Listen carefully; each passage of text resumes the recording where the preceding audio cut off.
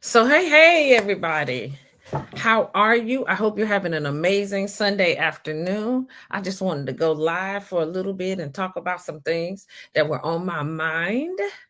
So, first of all, happy Sunday. Second of all, on Friday night, I had the pleasure of going to see CeCe Winans at she was here local in North Carolina. And I had purchased the ticket when they first went on sale. I actually got the pre-sale tickets because I was determined that I was going to go and I wanted to go. So I was determined that that's what I was going to do. So, with that being said, I purchased my ticket and I never said anything to anybody else about going because one of the things that I've learned to do is when I make a decision that I want to do something, I had to grow to a place that I was okay with going by myself. As a matter of fact, it was so interesting that when I posted about going to see CeCe, um, a couple of people were talking about, well, I thought about going, but I didn't want to go by myself. Well, there comes a time in your life that you have to make the decision that you are going to do what it is that you want to do, whether anybody goes with you or not. And it's important that you recognize that that may be something that you have to do. And I just got to a place where I realized that that was something that I was going to have to do. And because of that, I went for years doing just that. I became comfortable with going out to dinner. Became comfortable with going to a concert. I became comfortable with going any place I really wanted to go alone. And the reason being was not that I was being antisocial, but I spent many, many years trying to get people to go with me. And some of those people didn't have the funds to go. So I would end up paying for me and them. And in a lot of instances, I never got my money back. So then I ended up feeling some way about the person because they didn't pay me back, all of that. So I got to a place that I realized that it was okay to buy my ticket and to go right by myself.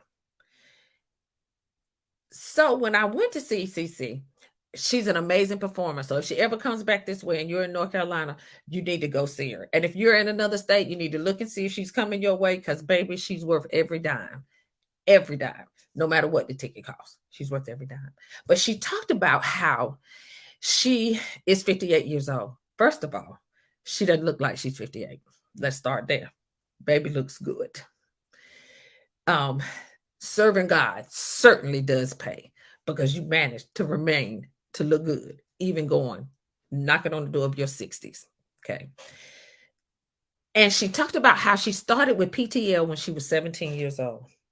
And a lot of people don't know what PTL is. PTL was a Praise the Lord network.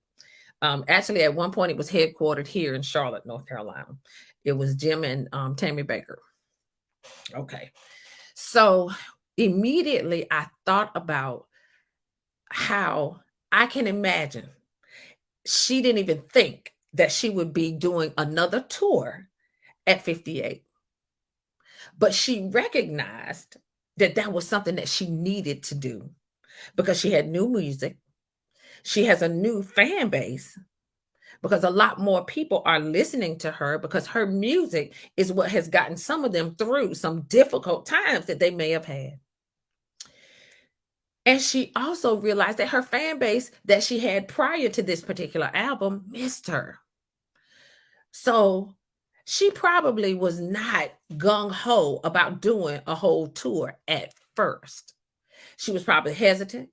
She probably didn't think people would show up like they did. Everywhere she's going, her tickets, the ticket sales are sold out. Whatever the venue is sold out. And I can imagine she had some hesitation about possibly going on a tour. First of all, at her age, she's a grandmother now or a G-mom. She has a lot of, they have a church, they have stuff going on. But even more importantly, she probably didn't think that people would come back out and support her on a tour. Well, baby, she sold out here. And I can imagine she's selling out everywhere she goes because there's all types of people that showed up at the concert. So I say that to say this.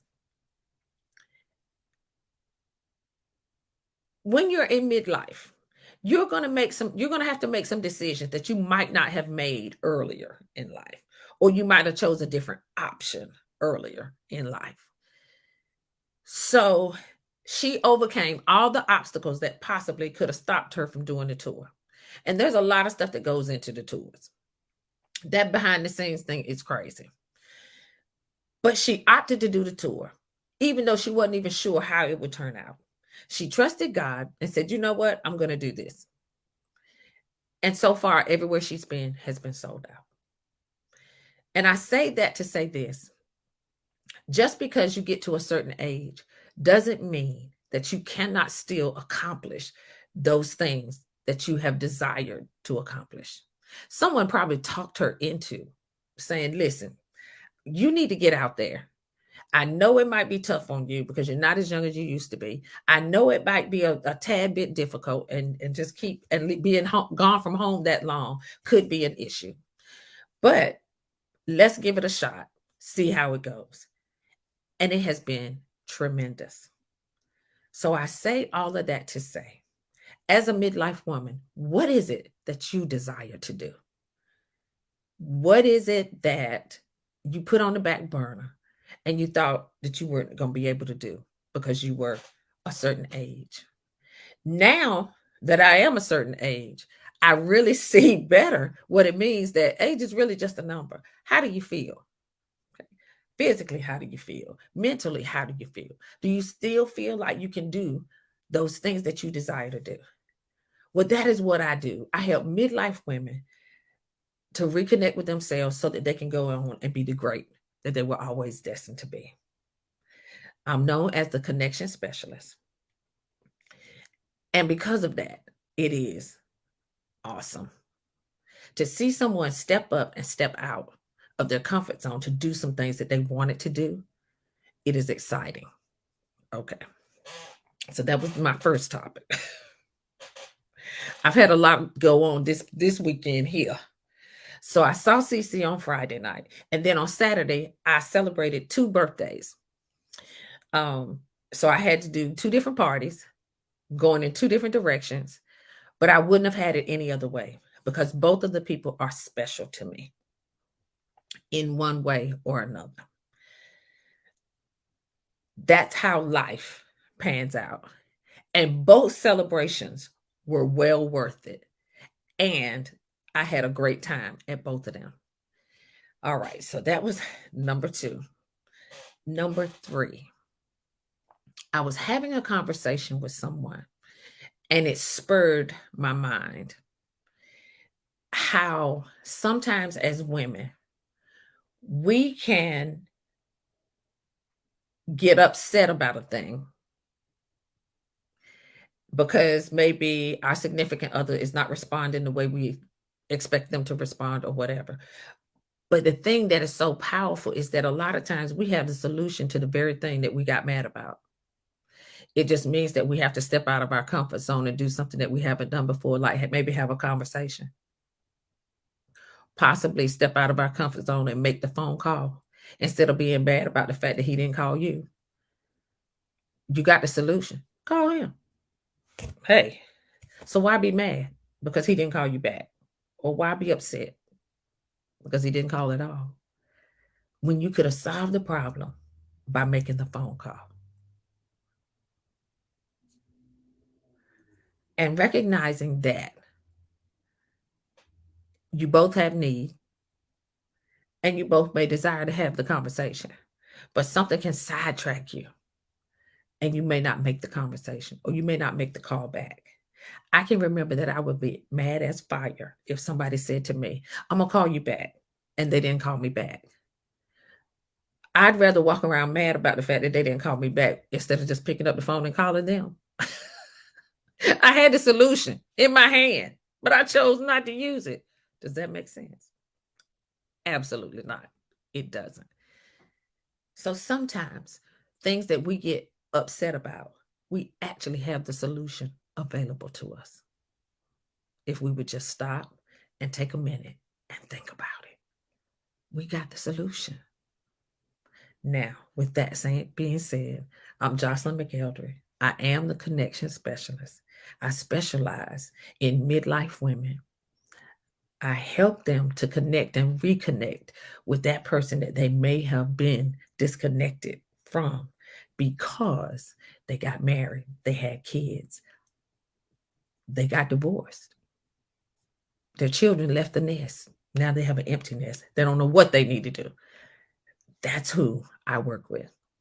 So I want to invite you to go to my website, www.theconnectionspecialist.com, and take a look and register for my free webinar, which I'll be doing on tomorrow evening at 7 p.m. And we're going to talk about some of these things and how you can work with me in some of these things.